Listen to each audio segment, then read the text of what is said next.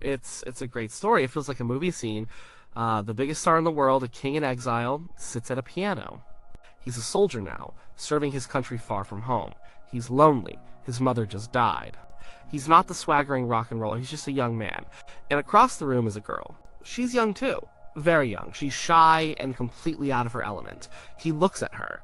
He starts to play a song, a quiet, heartbreaking song. It's a question, really. A question about loneliness, about a love that's gone. He sings it just for her. And in that moment, their story begins. That's the legend. The legend says that on the first night Elvis Presley met Priscilla Beaulieu, he sang her a very specific, very famous song. A song that would become one of his most iconic ballads. It's the perfect start to a fairy tale. But fairy tales and real life are often two different things. The truth is usually more complicated, and it's almost always more interesting. To understand what really happened, you have to go back to Germany in 1959. This wasn't the glamorous world of Hollywood or the comfortable chaos of Graceland. This was Bad Nauheim, a quiet spa town. Elvis was there as a soldier in the US Army. It was a strange time for him. He was at the absolute peak of his fame. He had conquered the world. And then he was drafted. He could have taken an easier path, joined the special services, and spent his time entertaining troops. But his manager, Colonel Tom Parker, knew that wouldn't look good. For Elvis to be a man of the people, he had to serve like any other young American man. So he went. He became Private Presley. He was still Elvis, of course. He didn't live in the barracks with the other soldiers. He rented a large house off base at 14 Goestrasse. He brought his father, Vernon, and his grandmother, Minnie Mae, to live with him. He also brought a couple of his friends from Memphis, his inner circle. They created a little bubble of home in the middle of Germany. But it wasn't the same. The biggest reason was that his mother, Gladys, was gone. She had died a little over a year earlier, just before he shipped out. Her death shattered him. She was the center of his universe. He was adrift without her. People who knew him during this time said he was often quiet, withdrawn, and sad. He was searching for something. He was looking for a connection, for a piece of the home he had lost. He was, by all accounts, profoundly lonely. Into this world walked Priscilla Beaulieu. She was just 14 years old. Her stepfather was a captain in the Air Force, stationed nearby at Wiesbaden Air Base. A friend of Elvis's, a man named Cary Grant, met Priscilla at a local hangout. He knew Elvis liked pretty girls, and he asked her if she'd like to meet him. She was hesitant. Her parents were even more so. A 14-year-old girl going to meet a 24-year-old rock and roll star? It sounded like trouble, but Grant was persuasive. He promised it would all be very proper. She would be chaperoned. Eventually her parents agreed. So one night, Priscilla put on a simple navy and white sailor dress. She drove with Cary Grant and his wife to the house on Goestrasse. She was a nervous kid. She later said she tried to look older, more sophisticated, but she was just a high school freshman. When she walked in, the house was full of people. Elvis's father and grandmother were there, along with his friends. And then there was Elvis. He was sitting at the top of the stairs. He came down to meet her. He was polite, a southern gentleman, but he seemed distracted. He went into the living room and sat in a chair, ignoring her for a while. Priscilla felt awkward. She thought maybe she should just leave. She felt young and out of place. It seemed like the night was going to be a bust. She thought the whole thing was a mistake. But then Elvis noticed her again. He asked her where she was from. They started to talk. They talked about music, about being Americans in Germany, about feeling homesick. He found out how old she was. He seemed amused by it. He told her she was just a baby. For a moment, it felt like the age gap was a chasm they couldn't cross. Then he went to the piano. This is the moment where the legend takes over. This is where he supposedly looked deep into her eyes and sang that famous, heartbreaking question. The story makes sense. The mood was right. He was lonely. She was a new face, an innocent presence in his complicated life. The song is about loneliness, about remembering a past love, about asking if someone else feels the same ache. It's a song an older, more world-weary person sings. It has a theatrical spoken word part in the middle, a monologue full of regret and longing. For a 24-year-old superstar to sing that to a 14-year-old girl is incredibly dramatic. It's pure romance, and he did sing for her. Priscilla herself confirmed this many times. He sat at the piano and played. He wanted to impress her. He was Elvis Presley, after all. His music was his language. But what did he sing? He played a few of his recent hits. He sang a song by Tony Bennett. He played some gospel music, which was always his comfort and his foundation. He was showing her who he was, not the wild rocker from the TV, but the man who loved music, all kinds of music. He was sharing a private part of himself. It was an intimate, special moment. But he didn't sing the song. He couldn't have. The reason is simple. In the fall of 1959, when Elvis first met Priscilla in that house in Germany, the song as we know it didn't exist in his world yet.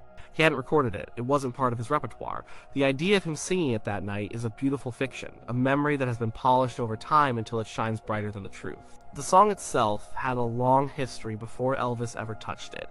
It wasn't a rock and roll song. It was an old-fashioned ballad written way back in 1926. It was a piece of Tin Pan Alley pop, a product of a different era. The music was by Lou Handman, and the lyrics by Roy Turk. It was first recorded by a handful of artists in the late 1920s. It was a moderate hit, but nothing spectacular. For decades, it was just one of thousands of sentimental songs from that time. Different artists picked it up over the years. The Carter family, the first family of country music, did a version. A band leader named Blue Baron had a big hit with it in 1949, and his version featured a spoken word recitation, which became a key part of the song's identity. But it was still a piece of the past. It wasn't something a young rock and roller in 1959 would likely have on his mind. So where did the connection to Elvis come from?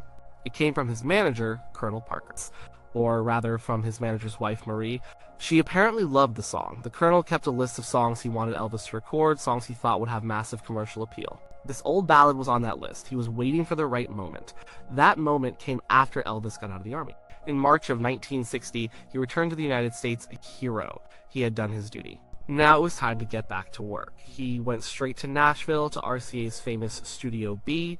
He was scheduled for a marathon recording session. He was ready to make music again. He was energized, focused. This was his first post-army session.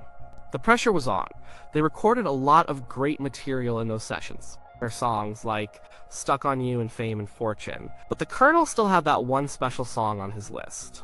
Late one night, or very early one morning, they decided to try it.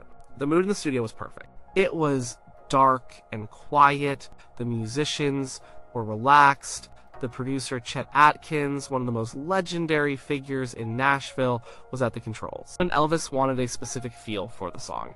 He wanted it to be intimate, personal. He asked for the lights in the studio to be turned down almost completely off. He stood at the microphone in the near darkness. The band started to play the simple, haunting melody, where Elvis began to sing. His voice was different now. The time in the army, the grief over his mother, the simple act of growing up, it had all deepened his voice, given it a new richness and vulnerability. He wasn't a kid anymore. He sang the song almost perfectly in a single take. The musicians, seasoned professionals who had seen everything, were mesmerized. The feeling in the room was electric. He got to the spoken word part, the monologue. He delivered it with a quiet, dramatic flair. It felt real, felt like he was living the words. At the very end of the take, as the last notes faded, something happened. He had trouble controlling the final note, and the backing vocalists, the Jordanaires, bumped into a microphone stand in the dark, making a slight noise. It wasn't a perfect take. They tried it again, but the magic was gone. The first take, with all its raw emotion and its tiny flaw, was the one. That was the one they decided to release. It was a brave choice. The song was unlike anything else on the radio. It was slow, sad, and had a long-spoken passage right in the middle. It broke all the rules of pop music at the time. The record company was nervous. They didn't think it was a hit. They actually released it as the B-side to I Gotta Know. But radio DJs knew what they were hearing. They flipped the record over and started playing the ballad. The public reaction was immediate and overwhelming. The song shot to #1 all over the world. It became one of the biggest hits of his entire career. It redefined him as an artist. It showed he could do more than just shake his hips. He could break your heart with the turn of a phrase. He was a true vocalist, a master interpreter of a lyric. The song became his. He owned it completely. It was so personal, so deeply connected to his image, that it's easy to see how the story of him singing it to Priscilla got started. The timeline just got a little blurry. He met Priscilla in the fall of 1959, as he recorded the song in the spring of 1960. It was released a few months after that. So when Priscilla and the world first heard his version of the song, their relationship was already underway. It's possible, even likely, that he did sing it to her later. Once it was a hit, it became a signature song. He probably sat at the piano at Graceland and sang it for her. Or maybe in a hotel room on a movie set. At that point, it would have taken on a new meaning for both of them. It would have become their song in a way. The public certainly saw it that way. The press loved the story of the king and his young sweetheart. And this song, with its theme of lonely nights and questioning love, fit their narrative perfectly. Over the years, memories blend. Stories get better with each telling. The idea of him singing it on that very first night is just too good to fact check. It's the perfect beginning. It creates a myth.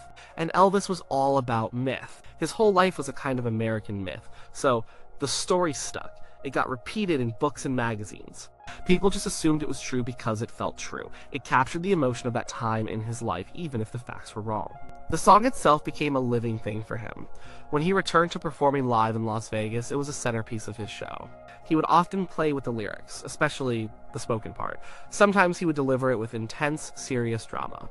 Other times, he would joke around, changing the words, making the audience laugh. There's a famous recording, the Lawing version, where he gets the giggles during the monologue and can't stop. A backup singer had just been hit on the head by a microphone, and the absurdity of the moment, combined with the over-the-top drama of the lyrics, just broke him. It's a wonderful human moment. It shows the man behind the icon, the guy who could find something funny even in his own most serious performance. But the original recording remains the definitive one.